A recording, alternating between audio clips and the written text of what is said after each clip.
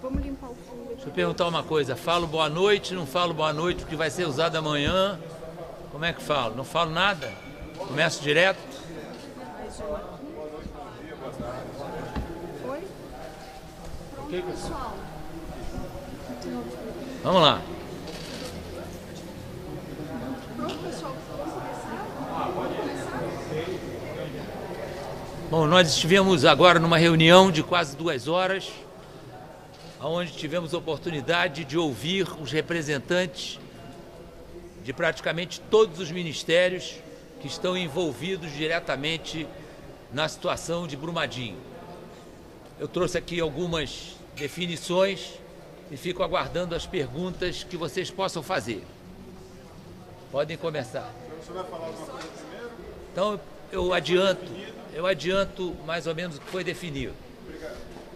Então, essa reunião, o objetivo foi que não haja superposição de esforços, quer dizer, cada ministério defina perfeitamente qual é a sua intenção, quais são as suas responsabilidades no desenvolvimento das ações de governo. Nós também já adiantamos que é muito importante o auxílio direto à comunidade que foi afetada. O número de desabrigados é pequeno, então essa não é a principal preocupação.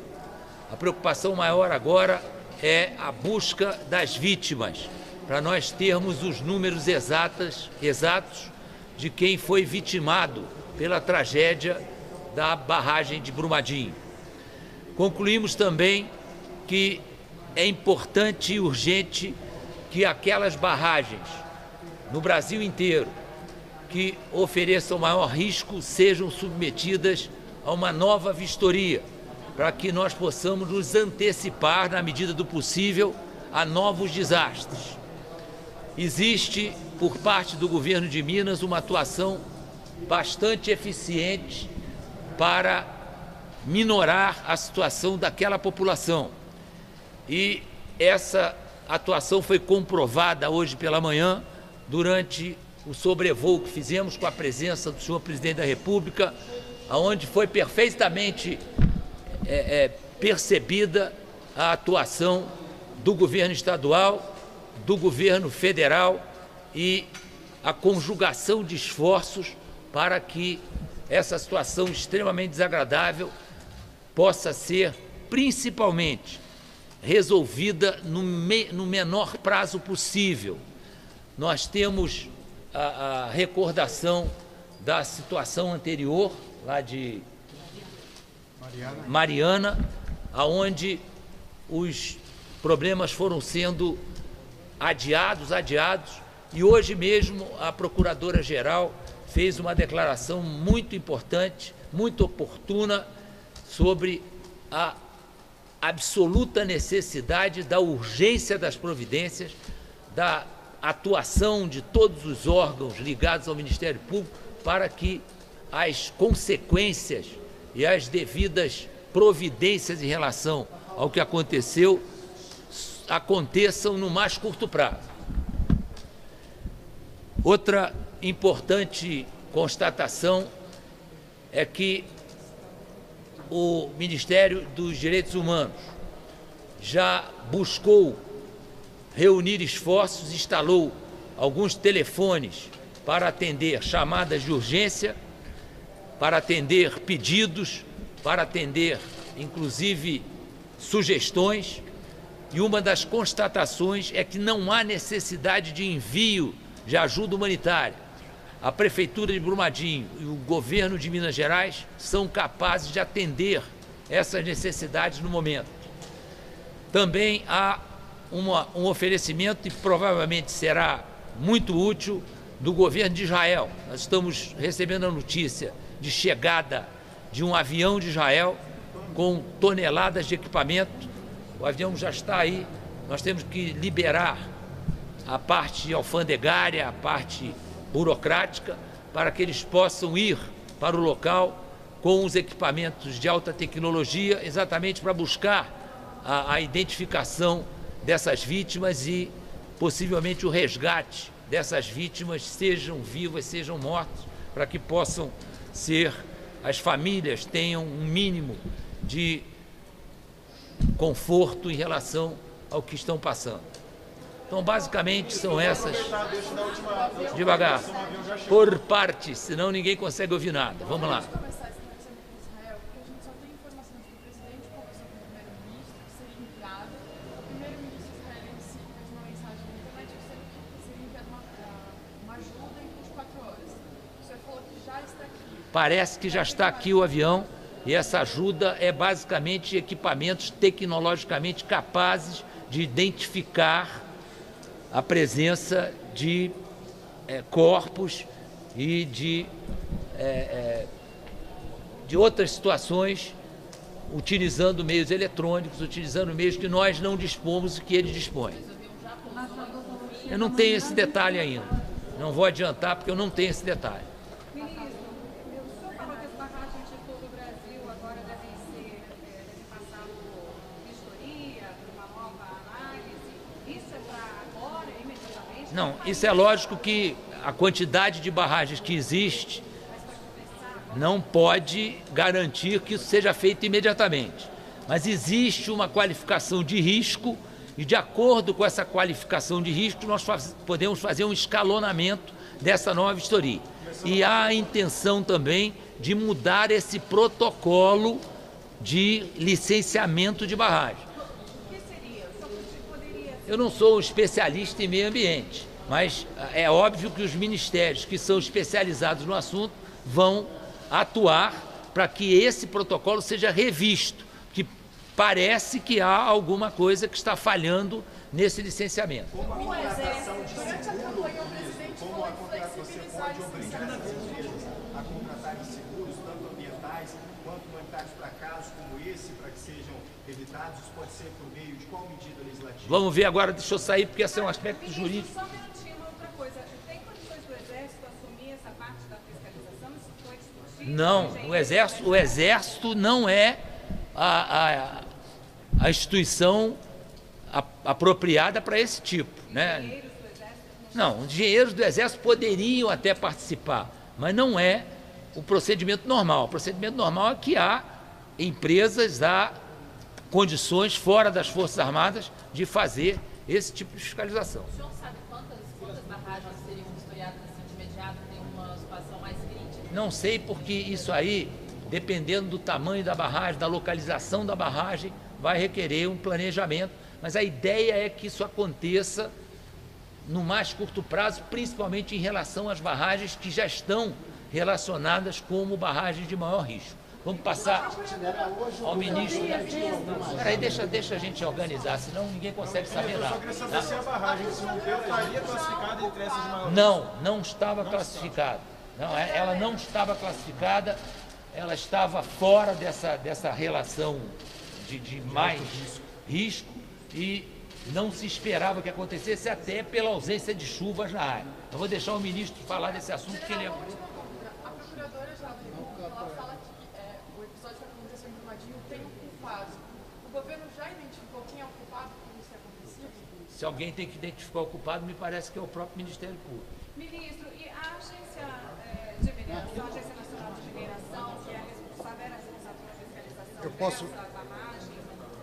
Posso só responder a pergunta dela? No microfone, ministro, por favor. Encosta o microfone, por favor. Sim. Há uma responsabilidade pelo que aconteceu. A responsável por isso, pelo risco do próprio negócio, é a empresa Vale do Rio Doce. O que nós precisamos ver nesse momento é aguardar as apurações, aguardar os levantamentos dos órgãos técnicos para verificar a extensão desse dano e como serão adotadas as medidas de responsabilidade. Quais as espécies de responsabilidade? Civil, administrativa e até mesmo criminal pode haver.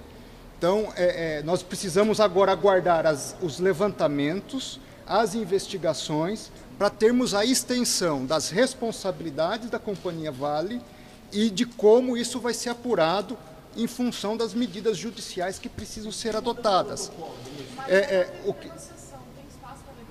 Nós precisamos ver, porque é uma reincidência. Ainda que haja um espaço para alguma negociação, não podem ser adotadas medidas nos mesmos parâmetros que foram adotados anteriormente, em função de uma conduta reincidente que aconteceu agora.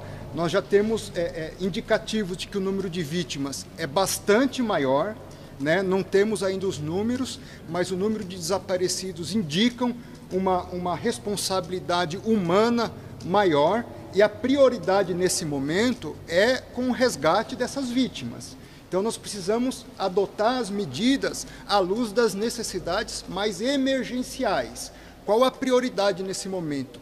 Como atender as famílias vítimas e essas vítimas que precisam ser resgatadas. A partir de um segundo momento, nós vamos ter os levantamentos técnicos, tanto na área ambiental como na área da mineração, para que as revisões, por exemplo, na área de mineração, elas possam ser adotados protocolos novos para prevenir esse tipo de acidentes no futuro. E na área ambiental, por exemplo, o IBAMA hoje já estabeleceu uma multa de 250 milhões de reais. Essa é a primeira medida. Outras medidas subsequentes vão ser adotadas. O que é importante dizer? O governo está trabalhando 24 horas por dia para atender as vítimas, as famílias dessas vítimas, e para que num segundo momento, também que é emergencial e imediato, já seguirmos para as possíveis responsabilizações. Então nós estamos aguardando ainda as consequências do desastre, que ainda não estão totalmente estabelecidas. Há uma sequência de eventos que estão sendo monitorados, para que aí sim nós tenhamos segurança para adotar as medidas necessárias em relação aos responsáveis por essa tragédia humanitária que aconteceu no Brasil. A Polícia Federal entrou no caso, que mostra que há uma preocupação com que esse acidente, essa tragédia, alcance outros estados. Talvez por isso a polícia esteja aí. Agora, a usina que está mais abaixo tem condição realmente de reter, o senhor tem informações técnicas, se ela tem condição de reter esses rejeitos? E mesmo que tenha, essa água suja não chegaria a outros estados banhados pelo Rio São Francisco, inclusive comprometendo o abastecimento de água mais embaixo? É precipitado nós darmos uma palavra conclusiva nesse momento. A avaliação hoje é de que, a princípio, haverá possibilidade de retenção. Porém, há uma série de circunstâncias variáveis, chuva, risco de algum novo deslizamento que possa haver. Então, há um monitoramento permanente para avaliar essa extensão, mas o diagnóstico que nós tivemos na reunião é que, a princípio, haveria a possibilidade de represamento antes de se alcançar, por exemplo, o Rio São Francisco ou outros estados da federação. Como é possível com relação Obrigada, professor. O governo falou que recursos financeiros a gente não sabe quais são. Como é que é? O governo federal soltou uma nota, o presidente, dizendo que haverá um auxílio financeiro a Brumadinho e ao estado de Minas Gerais. A gente precisa entender que medidas vão ser estudadas. Esse auxílio financeiro vai desde algumas prestações que podem ser adiantadas de benefícios à população, como auxílios financeiros aos governos. Quantias não estão definidas porque o Ministério da Economia não estava presente na reunião e nós dependemos dele para quantificar esse auxílio. Repasse, por exemplo, antecipação do saque da FGTS, antecipação do 13º. Está sendo pensado nisso, tá? Eu não posso garantir o que vai acontecer. Deixa só eu completar o seguinte. É bom ficar bem claro, e eu acho que vocês, como formadores de opinião, são importantes nisso, para mostrar que, primeiro, o governo federal tomou todas as medidas a seu alcance para minimizar os efeitos de uma tragédia. O presidente da República, desde o momento que tomou conhecimento do assunto, mobilizou imediatamente todos os recursos, autorizou e praticamente deu ordem para que os 3 ministros mais envolvidos com o problema se deslocassem para a área. O ministro do Meio Ambiente, o ministro de Minas e Energia e o ministro do Desenvolvimento Regional estão lá desde ontem. Hoje o presidente da República sobrevoou a área e eu faço questão de explicar. Eu sei que a pergunta sempre acontece. Por que o presidente não pousou para falar com a população? Não havia condições para esse pouso. Primeiro que as áreas de pouso eram muito reduzidas. depois que havia 14 helicópteros operando no resgate. E se nós, com 3 helicópteros de porte maior, de porte médio, podemos até considerar, em termos de Brasil, de grande porte, se nós baixássemos a altitude de voo, nós íamos interferir nas operações desses helicópteros de resgate, íamos prejudicar durante horas a operação de resgate. E havia, como se confirmou, a previsão de chuva na parte da tarde. Por isso o presidente não pousou, mas sobrevoou toda a área, tomou conhecimento da situação, se reuniu com as instituições do governo de Minas Gerais que estão na área. As Forças Armadas do Ministério da Defesa mobilizou a 4ª Brigada de Infantaria de Montanha Leve, com todas as suas unidades, para colocar à disposição dessas medidas lá na área. Eu não faço conta de gente, não dá para fazer conta. Uma brigada é em torno de 5 mil. Em torno de 5 mil. Já estão disponíveis, podem ser empregadas a qualquer momento. Acabei de falar que dinheiro, o Ministério da Economia não estava aqui, eu não sei quantificar. Não repitam pergunta, porque é bobagem, estamos gastando tempo à toa. Não tenho, não posso te dizer.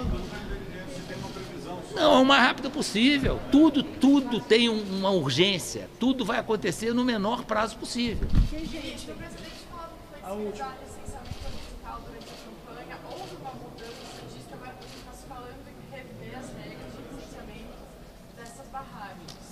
Sim. O presidente mudou o discurso agora? Não, mudou o discurso de quê? O presidente já falando que precisava flexibilizar o licenciamento ambiental. O discurso que ele falou... Não tem nada, peraí, duas coisas completamente diferentes. Flexibilizar o licenciamento ambiental significa ter regras bastante rígidas, mas que permitam que algumas obras que dependem de licenciamento ambiental saiam do papel e aconteçam. Não significa afrouxar o licenciamento ambiental. Ao contrário, o licenciamento ambiental tem que ser uma coisa muito bem feita, mas não pode ser retardado sem motivos justos, impedindo o desenvolvimento de determinadas áreas.